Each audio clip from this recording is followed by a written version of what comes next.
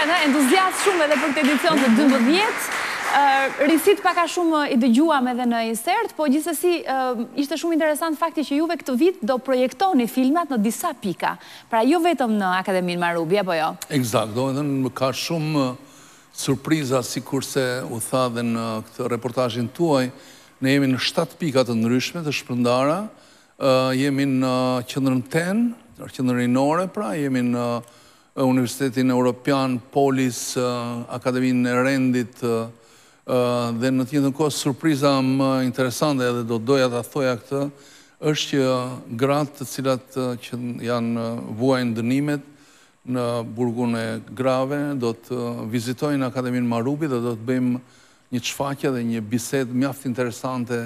me to, pasi do të shfaqim një film dhe disa të regjizorë që kanë ardhur nga vende tjera do të marrin pjesë në këtë bashkëbisedim. Neve këtë vit, sikurse e dini ju, se jemi dhe përpara fakteve tronditse, jo më shumë se sa pak orë më parë pati ngjarje tronditse në Britaninë e Madhe, kështu që vazhdojnë aktet terroriste dhe filmat që kemi në agendën tonë, kryesisht lidhen me radikalizmin dhe populizmin. Dhe kështu që besoj do të ketë një interes, sepse vërtet jetojmë në një Europë që akoma, po flasë për kontinentin tonë, por kur marim dhe më gjërë në botë, por le të fokusohemi qoftë dhe të kontinenti ynë, sepse një pjesë filma shumë njësolla që të kanë bëjnë qoftë edhe me këto komshit tonë rreth e rrotull, janë disa lëvizje mjaft shqetësuese, do me të në disa lëvizje të ekstremit djathtë,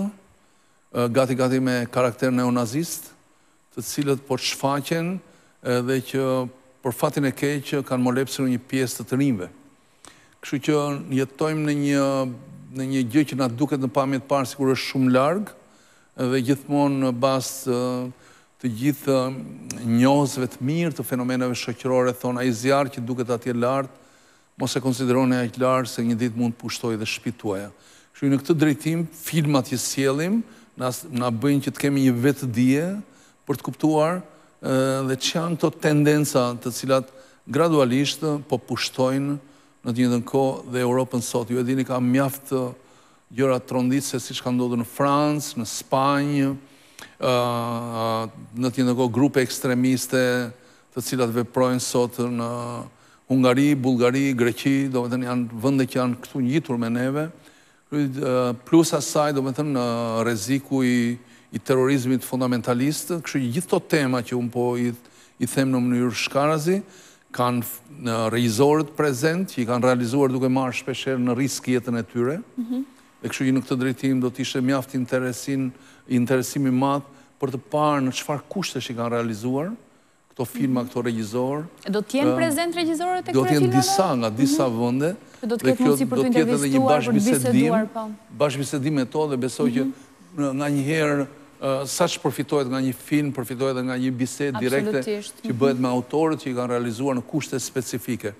Kështu që unë do t'isha shumë i kënaqur, në qoftë se vërtet do kishim mundësinë që neve dhe këtu ku jemi, në këtë lloj të themi,